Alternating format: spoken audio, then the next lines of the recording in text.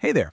If you've ever sat in a meeting after something went wrong and heard someone say, well, I guess we just need to retrain everybody, then you are in exactly the right place. We're going to dive into this super common workplace scenario and figure out why that go-to solution might actually be the very thing that's holding your team back.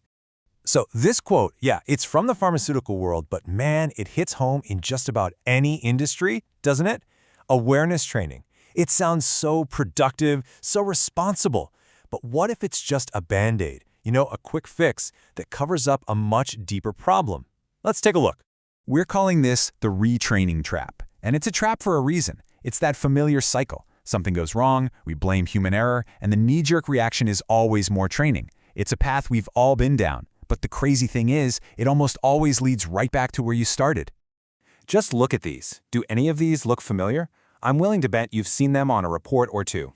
Retrain the operator. Conduct a reinforcement discussion. These are like the greatest hits of corrective action plans, right? And they feel good. They make it seem like we're tackling the problem head on. But here's the thing. While these steps feel like progress, they are almost always based on a total misunderstanding of what's really going on. They put all the focus on the person, and they completely ignore the environment that allowed the mistake to happen in the first place. We're looking in the wrong direction. And that gets us to the real heart of the issue. It's usually not about a bad employee. It's almost always about a bad system. When our default is just to retrain, we're choosing to ignore the process, the workflow, the tools, and that's where the real problems are hiding. This right here, it's the perfect way to look at it. The human error is just the symptom. It's the tiny visible tip of the iceberg. But the real problem, the root cause, is the massive system flaw hiding just beneath the surface. And we keep trying to patch up that little tip with training, while the huge issue underneath just keeps growing. So, what are these system flaws? Well, they could be anything. A process that's way too confusing, a procedure that's unclear or outdated, or a workflow that practically sets people up to fail. It could even be a system that just doesn't have the right guardrails in place.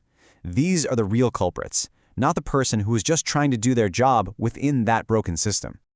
And this quote just nails it, doesn't it? You can retrain a smart, dedicated employee 5, 10, even 20 times. But if the process itself is weak, if the system is flawed, that same mistake is just going to happen again. Maybe with a different person next time, but it will happen. The weak system always wins. So, how do we get out of this trap? It actually starts by changing the questions we ask.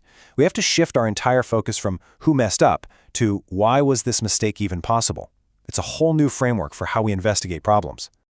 Okay, question number 1. What was it about the environment, about the process itself, that allowed this error to happen at all? See, this question immediately pulls the blame away from the individual and puts a spotlight right where it should be, on the system. Then, you've got to ask this. What safeguard failed? What check or balance was supposed to catch this and didn't? Or, maybe even more importantly, was there a safeguard missing entirely? This forces us to think about the safety nets that should be woven into everything we do. And the third one, this is the big one. What do we need to change in the system to make this error nearly impossible for anyone to make in the future? This is where the real, lasting solutions come from. It's about fixing the process for everyone, not just one person. And when you start asking these kinds of questions, you realize the goal isn't what we thought it was. The point of all this isn't just to make people more aware. It's about building a system that's stronger, smarter, and way more resilient. And that brings us to this idea, process reliability. This should be our new gold standard.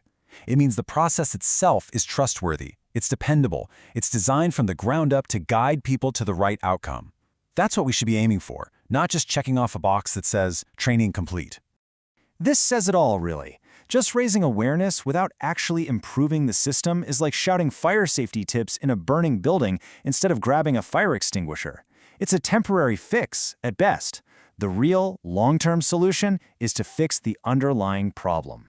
So I'll just leave you with this to think about. In your own workplace, how often is retraining the knee-jerk reaction when something goes wrong? And if you're being honest, how many of those times was the real issue hiding in plain sight right there in the process design? It's definitely something to chew on. Thanks for tuning in.